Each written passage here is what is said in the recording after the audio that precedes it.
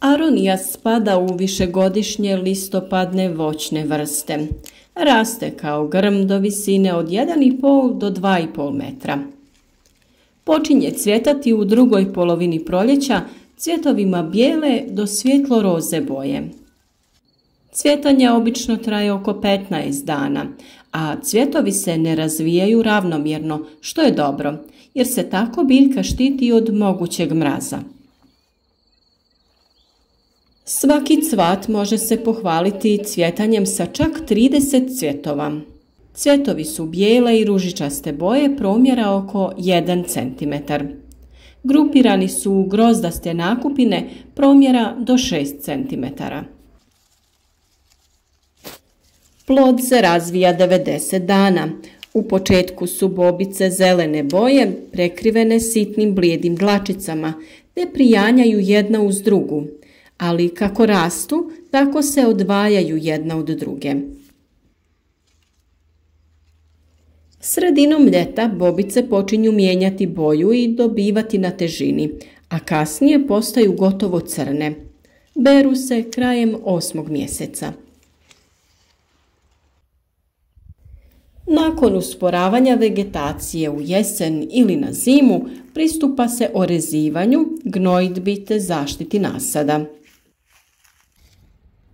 Aronija je otporna na bolesti, pa sama zaštita i nije obavezna, pa ćemo u ovom videu pričati o orezivanju i prihrani aronije i pripremi voćki za narednu godinu. Puno vas je tražilo da opišemo način orezivanja aronije, pa budući da je ova tema sada aktualna, napravili smo i ovaj video. Nadamo se da ćete podržati naš rad sa lajkom i ostaviti nam komentar ispod videa. Podijelite ovaj video sa prijateljima na društvenim mrežama kako bi i oni vidjeli, nadamo se, korisne informacije koje dijelimo. Da bi uredili grmove aronije i izvršili gnojidbu i okopavanje prostora oko biljaka, prvo ćemo uraditi rezidbu. Na ovaj način dobiti ćemo više prostora i lakše ćemo pristupiti tom prostoru. Rezidba se najčešće sastoji od uklanjanja izdanaka i grana koje rastu horizontalno, a izdanci koji rastu vertikalno se ostavljaju. Takvih izdanaka može biti jako puno, ovisno o plodnosti tla i vlažnosti, pa je potrebno prorjeđivanje.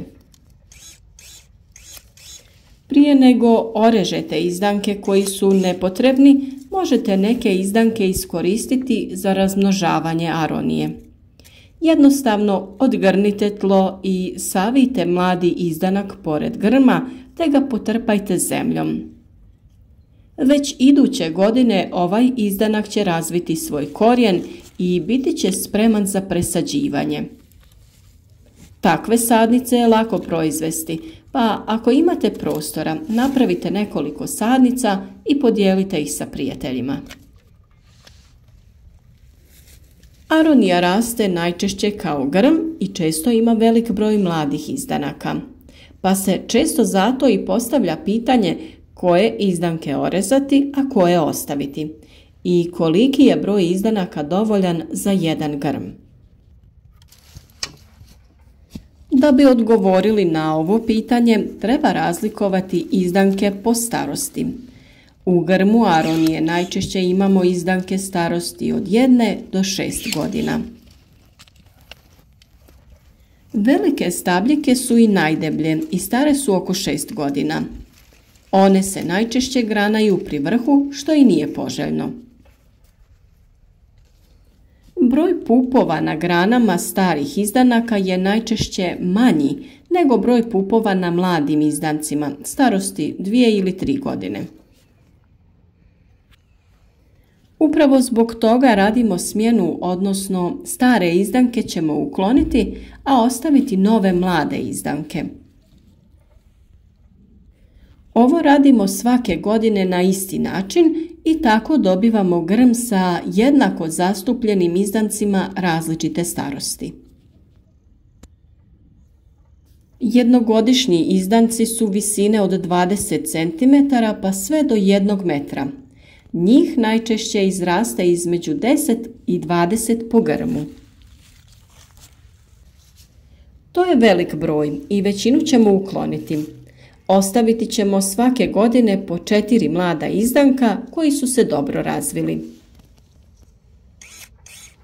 Birati ćemo izdanke koji su dobro raspoređeni u grmu, odnosno dovoljno udaljeni jedan od drugog. Uklanjati ćemo one koji su u blizini drugih izdanaka. Vodeći se s tim, ako svake godine ostavljamo 4 nova izdanka, a vadimo one koji su stariji od 6 godina, dobiti ćemo broj izdanaka po grmu.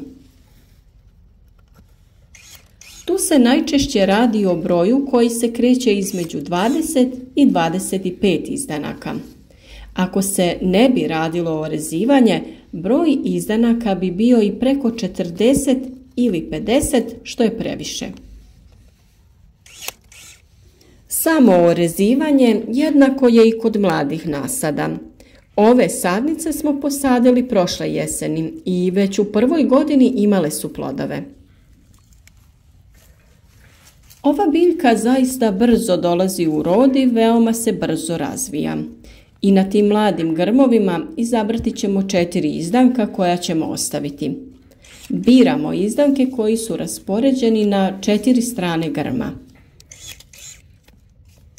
Kao i kod svake biljke, gledamo da se maksimalno prorijedi prostor unutar grma i da se omogući dotok svjetlosti na što više lista na granama. Budući da se radi o velikoj količini mladih izdanaka, ali i veoma jakim izdancima u starijim godinama, potražite alat koji će vam olakšati taj rad. Nama su se za to odlično pokazale baterijske škare koje bez problema mogu orezati veći broj grmova aronije ili drugog voća. Inače, cijena ovakvih alata je dosta velika, ali mi smo pronašli alat koji se može nabaviti po prihvatljivoj cijeni. Ukoliko vam se svidi ovaj alat i poželite ga imati te koristiti u svom voćnjaku, posjetite link koji ćemo postaviti u opisu i na kraju ovog videa. Kao i kod svakog orezivanja, preporučujemo da se alat prvo dezinficira alkoholom ili nekim drugim dezinfekcijskim sredstvom. Ovo je bitno da bi se spriječilo prenošenje bolesti sa biljke na biljku. Kada je u pitanju održavanje alata, dovoljno je samo povremeno podmazati oštricu uljem da bi alat bio dugo vremena efikasan. Kod orezivanja aronije rekli smo da uklanjamo horizontalne izdanke u donjem dijelu grma, ali oni nisu poželjni ni u gornjem dijelu jer zasjenjuju izdanke ispod. Prema tome, na razgranatim izdancima veće starosti ukloniti ćemo bočne grane na kojima i onako nema puno ploda. Izdanke koji su se savili na stranu i postoji mogućnost da pod teretom ploda padnu na zemlju, uklanjamo sada u fazi rezidbe. Ne preporučujemo prekraćivanje izdanaka jer pri njihovim vrhovima je najveća količina plodova. To je opravdano samo ako želimo smanjiti količinu ploda da bi dobili na većoj krupnoći i kvaliteti plodova. Ipak, ako uradimo dobro gnojidbu biljaka, plodovi bi trebali biti kvalitetni, a urod obilan. Mi gnojidbu uvijek radimo kombinacijom stajskog i mineralnog gnojiva. U vrijeme mirovanja biljaka potrebno je obogatiti tlo oko biljaka sa hranjivom materijom. Prije nego što dodamo gnojivo, prostor oko biljaka ćemo očistiti od korova da ne bi nakon gnojidbe krenuo sa još intenzivnijim rastom. Okopavanje prostora oko biljaka vršimo alatima koji nam olakšavaju rad u našem voćnjaku, a to su striž i ploskorez. Nakon okopavanja u tlo dodajemo prerađeni stajnjak i miješamo ga sa zemljom. Dodajemo i mineralno gnojivo NPK formulacije 7-20-30. Ovim hranjivom obogaćujemo tlo većim količinama fosfora i kalija koji su bitni za dobru berbu u narednoj godini. Pravilnim orezivanjem i gnojidbom dobiti ćemo obilje plodova koji su poznati po ljekovitosti i pozitivnom utjecaju na ljudsko zdravlje. Bilo da zamrzavate plodove pa ih konzumirate u toku zime ili od njih pravite cijeđene sokove, odlični su za popravak krvne slike. Mi ih najčešće jedemo direktno svježe sa grmova. Odlični su za osvježenje u ljetnom periodu kada obavljamo poslove oko drugih biljaka i radimo na uređenju našeg voćnjaka. Samo nekoliko grmova aronije dovoljno je za jedno kućanstvo.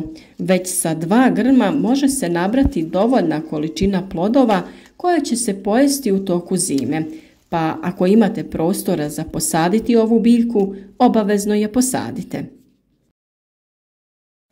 Pokazali smo vam kako razmnožiti aroniju, a ako želite kupiti kontejnersku sadnicu, obratite se u neki od vrtnih centara ili rasadnika. Mi često proširujemo asortiman naših biljaka u vrtnom centru Drijen pored Zagreba, koji je raj za oči svih zaljubljenika u biljke. Ako ste u blizini, posjetite ih i uvjerite se u to i sami.